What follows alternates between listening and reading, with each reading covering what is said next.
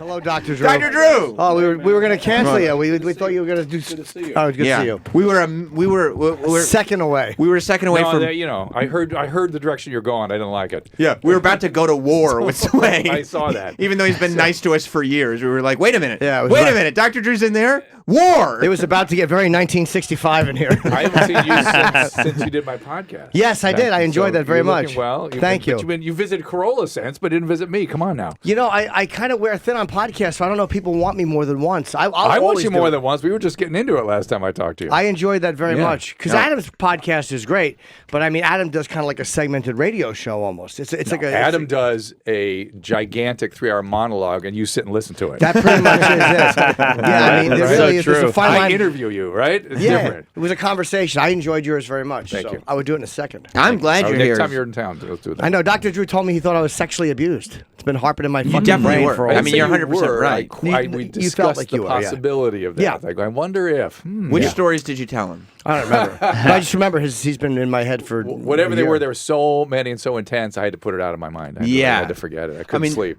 They really are damaging. There's like this photo of Jim when he's like a little kid, and it's the most adorable little kid you've ever seen, right? He's Yeah. probably like what, I was 6? 1975. God, I was Sam, 5. What happened? Pull it up. Dude. Oh my God! It's so He's- painful to think about. And he's got this little Band-Aid on his head. Oh. And it's like you want to believe like, oh, he's probably playing with his trucks. Oh. And like he fell and hit his head. And he goes, oh, no, I wasn't molested. He goes, I was not molested.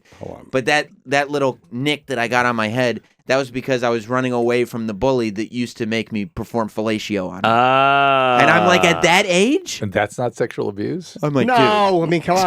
Dude. What I was good at? What are you going to do? Can't help it. It was his calling. yeah, what I look should at be that, Dr. doing. Drew. Look at that photo. God. I mean, just the yin and the yang, the just like, Heartbreaking. and then it is I heartbreaking. can't keep isn't this it? Too going. cute. I can't do it. I can't look at it's him horrible. anymore. It's horrible. Oh. Yes, what's even worse, though, is the fucking wallpaper in the back. That's what a 1970s shithole I lived in. And your classless parents. Oh my God, that is a classic 70s Yeah. print in the That back is there. 1973. Yeah. Edison, Where? New Jersey. At New Jersey. Yeah. Yeah. Perfect. If there was any question as to whether Jim Norton was Jersey trash, just Right. take a look at Put the dishes away. My God. Bread on top of the fridge. We were garbage. I saw you on something not that long ago where you were like playing a press from the audience asking questions, and they showed the outtakes afterwards. Is it Love, that series or something like that? And you were just going off sexually. They let you just go, and they didn't put any of it in the story, but they put it in the outtakes later. I don't remember. And I was like, wow, Jim's worse than I thought. Isn't that amazing? He doesn't remember. That was just like, that's a day in the life. I know. Like I the know. thing that you were like, oh my God, this is sticking Yeah. with Was me. that, That's wait, just, was that Amy Schumer show? 'Cause Yes, it was Schumer. That's right, it Oh, was Schumer. I don't remember any of this Yeah, stuff. yeah. That's the only Yeah, time I no ever played a clue. reporter. Yeah. Have you heard, because you don't mind if I brought up stuff you brought up on the air No, before, right? I love Dr. Drew. Have you heard about this penis therapy that people send audio shockwaves gains waves into the penis Yes. to try to heal it? Yes. Is this a real thing? It's a real thing. I'm not sure how effective it is. You know, I have prostate cancer, and so I had a prostatectomy, and so I was. Oh, look at this! The young man is like, oh, Wow. I had no idea. yeah. And I had that 5 years ago, and so there was a possibility that I could have those kinds of problems. So I was sort of paying attention to all that stuff. Everything turned out fine. I have no issues on that. Did at you have all. to pump? They say if you No, pump. I got no issues, Jim. We're focused on no issues. No, I have a pump I use. My penis pump broke. Kind of fucking loser breaks their dick pump. What'd you do? How'd you break your penis pump? I don't know, but the charge won't take anymore. Using it too much. That's Yeah. what Yeah. it was. Bottom line. I Yeah. think so. Ba-dum-bum. So you use because you were using your penis pump like regularly, but not like to In- enlarge, but to No, just just make to keep it. the blood flowing. Yeah. It I'm does going, that back, I'm going back to Sway's. It does that. It does that micro damage, and then all of a sudden it's supposed to, the new blood vessel. You understand how it works. It has been effective. It doesn't give you any size. It just makes you a little harder. Well, the pump, to really have effect, is supposed to be a ring that snaps around the base of the Yeah, there penis. is, yeah. So you have to snap the outflow and increase the inflow, and that makes you harder. Yeah, I and then see. it just kind of stays there, and they do that after you like the gains waves treatments. They do. You feel a difference. They are effective. Yeah. Yeah, and- all this stuff is effective. None of it's 100% effective or effective entirely, or not everyone's satisfied all the time or anything. But for the most part, if somebody has problems like this, you can expect to have good outcomes. Like you'll figure something out. It's a nudge, and it's like it's cumulative. A few different things you do. You take that, you take a Cialis. Yeah, There you go. Stop tweedling your nipples. All that stuff adds Can up. I ask you about the humping? You don't mind if I ask you about the humping? You can ask him. Okay, I'll ask him. Evidently, you can ask me anything. So just let's go. Let's do We this. trust your opinion. Well, All because right. I've been obsessed. The humping. The humping. I've been obsessed with the humping. It sounds like a bad M. Night Shyamalan. The humping. The humping. Yeah, it's coming. What is this? So Jim had spent several years of his life as a frequent and constant masturbator, and Shocking. in his effort of penis health, which goes along with the shockwaves and the penis pump, he wanted to be able to have to use his penis more healthily. You know, and to be able What to does that mean? maintain Like an a magic, erection, like a magic wand. Or what kind of. He wanted to maintain an erection and to be able to climax without a whole bunch of shit going Without a on. bunch of bells and whistles. I was basically just using my dick as a dopamine lever. You know what I mean? It was just constant edging. That's masturbation addiction. Is really what that is. Well, yeah. that's Jim. Yeah. But so what he We were did. kind of talking about this in the podcast. We That's want to sort of- remember, but it makes that's sense. sort of the stuff we were talking about. What Jim did- But this is much more efficient hearing all Yes. all the dirt right straight up and not expecting it from you. But go ahead. So what Jim did was he said, I'm not going to masturbate anymore. Okay. Because that's the issue that I just do it over and over Yeah, again, and yeah. there's no sensitivity. Right. That's good. So what he did was he bought a sex doll, but just the pelvis part, like a severed pelvis. Was it somebody's? It was Like some porn star or something? No, my fleshlight was, but my fleshlight kept caving in, and I kept bumping my pubis on the plastic. I got so mad one night. I took with my oily hand, I broke my fucking fleshlight on the floor. It was all lubed. I was like, "Fuck!" and I just broke it. I was so mad. Like a frat guy on a phone with his girlfriend. I am actually feeling bad for laughing. He slammed the I'm fleshlight getting- down. I broke it on my floor. I'm getting concerned. Okay, so what he does is he's been trying to have sex with not full on sex The dolls, pelvis. but pelvis Yeah. sex dolls, because he says Latex pelvis. right. Yeah. If he learns to fuck the sex doll, Oh, I see. and hump it, without touching Right. it, Playing with my nipples or doing all this Oh, other I see. stuff. then I he see. can start Because having he sex is with so women again. thoroughly desensitized himself and made himself dependent on what the masturbatory experience is. Yes. Yeah. As Adam Carolla says, sex is good. It's just not the real thing. And so, that happens a lot to people. So you think that's a real thing? What Jim's doing? Is Well, you have to- it's an interesting solution he's trying to adapt here, but the what he's experiencing is a common thing. My these days therapist told me it especially. was actually a good. He goes, it's really. It's an interesting, I'm looking like it's what a bridge. Well, the fact that he wanted to stop masturbating, that's a good thing. But the problem is now he's with his pelvis. How often? See, Not very often. I haven't in good. weeks. Good. Okay. Good. So that's what he'll do is he'll get on the bed and he'll kneel next to the pelvis, and then he'll set his laptop up right, so in front of the Oh, pelvis. that's good. Is that right, Jim? Yeah. So we're getting off. We've met before, right? You look so familiar. I don't to me. know. I've done Adam's show. Maybe that's what I'm I'm Mark. around there, Mark, good to see you. But I I see think you. because you look so familiar. But what ultimately is under, and this is not the funny part anymore, but what's ultimately underlying stuff that Jim's talking about is an intimacy problem, intimacy disorders. So it's interesting that rather than going, hey, I should stop the masturbating and develop a relationship with a human being, he goes to a latex pelvis. Yeah, I'm going to fuck And this so- pelvis for a while. And so it's still kind of the same problem as So perpetuating. you're saying that it's an emotional thing, it's an intimacy thing, It usually is. which means that the solution is not going to be found in the penis or the pelvis. or the pelvis or in the general. latex. But you'll admit this, that there's usually a longing for a real relationship behind Sure. it. Yeah. See, Oh, and that longing oftentimes the people that have lots of relationships and yet they don't know how to have a real relationship. So Oh, that's yeah. why that longing continues. We're in the same boat there. Yeah. Well, you're in a relationship though. You're doing well. But You've been in a It's long tough. relationship. Mhm. It's hard, So unlike you. I had a question for you that's totally non-sex related. How did you and Stanhope make up? Because you wrote the foreword to Doug's book. yeah. So that's a great question. that's right, Thank because- you for asking that. Yeah, 'cause- I love Doug, and I love Doug. Yeah, he's the best. And I really was. You know me, I'm out of it. I don't know what's going on half the time in terms of culture and stuff. I just sort of plod through, and I get to meet everybody, and so that's how I get exposed to stuff. And I heard that Doug was just railing on me on his stand-up. like really railing on me. It was about smoking weed, right? He was just railing about it. He's very anti-12-step Oh. because his mom used to drag him to 12-step meetings and stuff. He and Jim actually at one point got into a huge argument on the air about I wouldn't even say it was that much of an argument. 12-step thing. It was, it was like, I know he's got his, I wouldn't even say it was an argument. It was a disagreement about it. It was a disagreement. Doug So it wasn't mad at him. celebrates his humanness, and I love that about him, right? And if he gets into trouble, he'll deal with it one day. And he thought I was the like, don't do drug police or the I'm going to judge you police or something. And I'm the farthest thing from that. I love people like Doug. I worry about him. I care about him. This thing tends to progress, and he could get into trouble, and I hope we can help him if he needs it someday. In the meantime, I glory in who Doug Stanhope is. He's a great guy and a great comedian and he's doing crazy and dangerous stuff, but okay, that's his life. And he came on my podcast armed like to kill. He wanted to, he came in just to destroy me. Did you know, and you're like, and this I didn't guy's, know that really. And I was like, it's not, I was sort of confused. I'm like, Doug, you got the wrong idea. And we made up on the podcast. Oh, so great. when you booked him on the podcast, did you know that there? I knew he'd been railing on me, so I was expecting trouble, but I didn't know he came to kill. He came to really destroy me. And I'm who I am, and he's honest enough to accept that.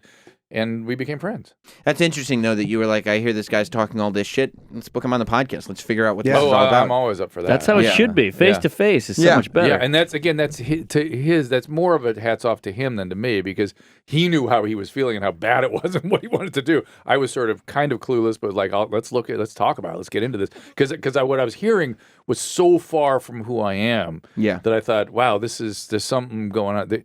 Rogan does the same thing. Yes, exactly. Rogan, it's like, dude, that is not who I am. I think he has the same misconception. He just had me. Roseanne on. And I keep saying, Joe, we were friends. Let's come back in there. I think. Wait, you and Joe had a thing? He keeps railing on me too lately, and I think he thinks I'm. I don't know. He's sort of anti-treatment for addiction. He thinks I'm anti-pot or something, which I'm not. And it's like, I'm a doctor. I'm just trying to help people. That's it. Yeah, it's weird. very simple. Did you ever go through a point where you were like, because you've been in the media spotlight for a long time, but I think that stuff really started to hit when Celebrity Rehab became such a big show. That's when people really started to. Yeah. Do you ever get to places where you're like, I don't want to do this in public anymore. I just want to help people. I'm going to go into this quiet room where nobody's looking and just help people and not be. That's what I do all day. But our culture is sick, right? So I like the fact I'm grateful that I have a chance to try to change things on a larger scale. I enjoy that. But day in, day out, I'm helping people one-on-one. That's what I do. But have you ever wanted to just give up the media stuff? My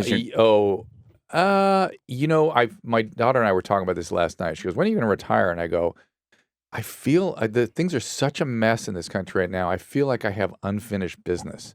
It's the weirdest feeling. I would like to retire, but I feel like I sort of feel like, I'm a quarterback on the 5-yard line and I got to get something into the end zone. I don't even know what that means. It's a feeling.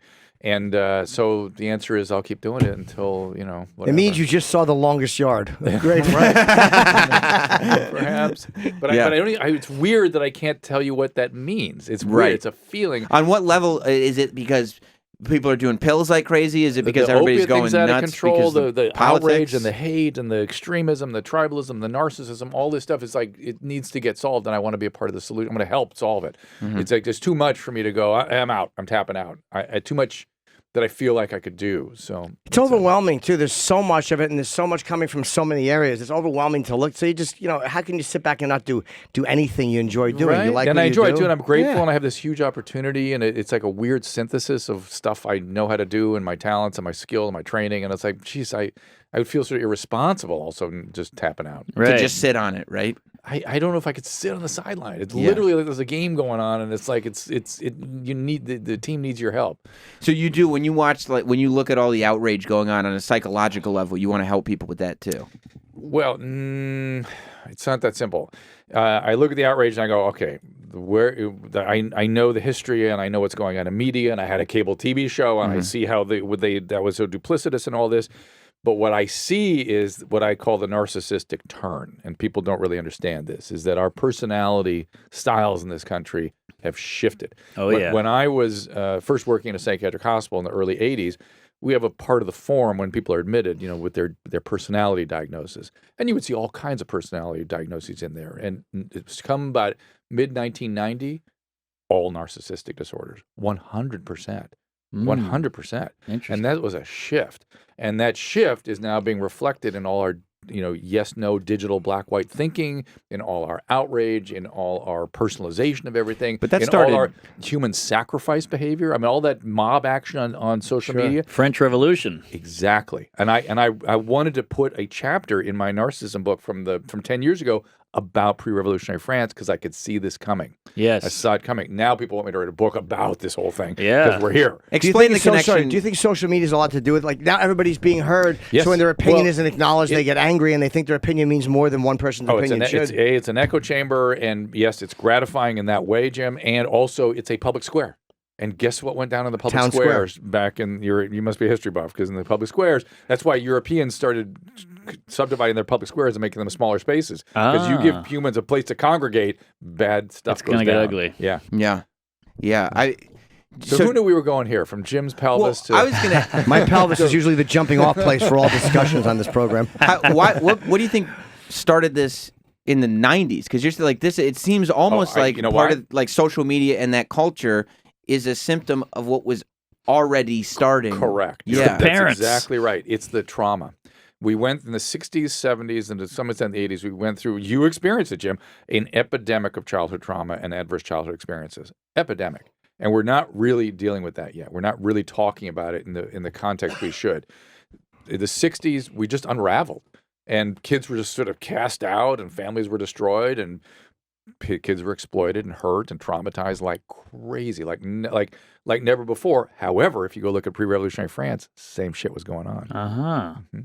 So do you think we're going to have a French Revolution here? Well, we're in it. The guillotine is the public square, which is Twitter. Right. That's the guillotine. Wow, that's great. As opposed, yeah. And much like the Russians, when they would dispatch people, they didn't very often send people to Siberia or kill people.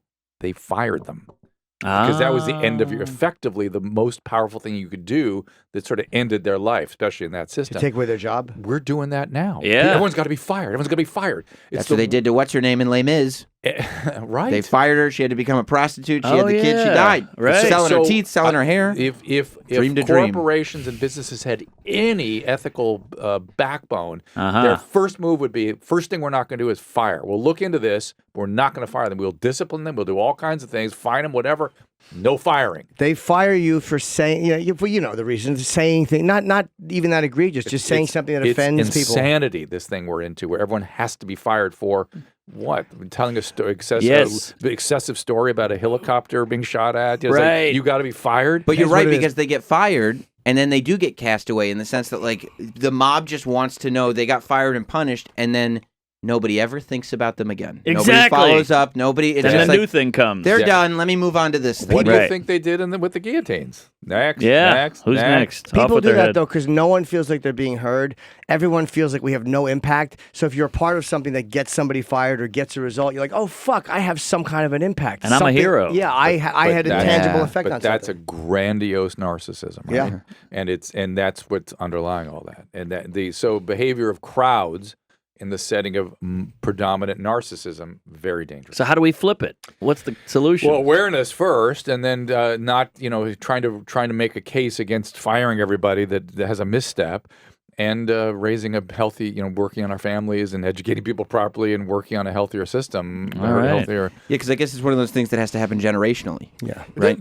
We can dampen our narcissism, right? Now we're amplifying it, right? Dampen it down. Not our narcissism is bad. I don't consider it pejorative. It's just a style, and it's a style that has a liability. Well, it gets bad because underneath it can be feelings don't matter, and therefore your feelings don't matter, and then you don't matter, right? Except to gratify me, right? Yes, exactly.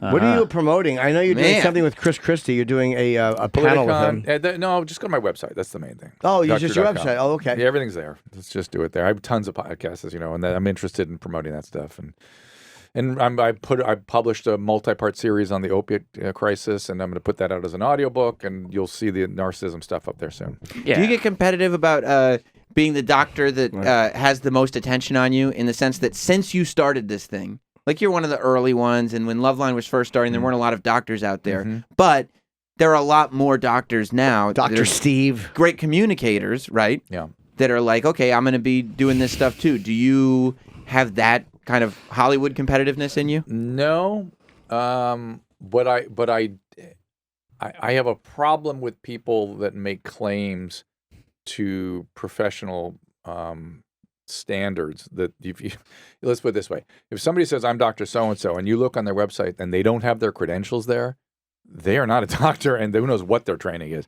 The people that have the training she put it out there. They want you to know about it. Yeah. People that have just some sort of educator training or something, it's like, give me a break. I think I know who you're talking about. I think so There are too. lots of them. There are lots of them like that. That fits a lot of people. Look, I went to medical school. I did a residency. I did a postgraduate. I have 2 board certifications. It's on my website. Yeah. You'll find it there easily. Yeah, that's true. People who do that kind of work to get that kind of stuff, they would like everybody to know for the rest of their lives. They want you to see where they Look what I graduated, did. what they did. Yeah. Please ask me those questions. Yeah. The other ones, they go, so-and-so is a world-famous educator, and he's been on lots of podcasts with Jim Norton and Sam Roberts. And it's like no, that's not your training. And more importantly, who the fuck are those guys?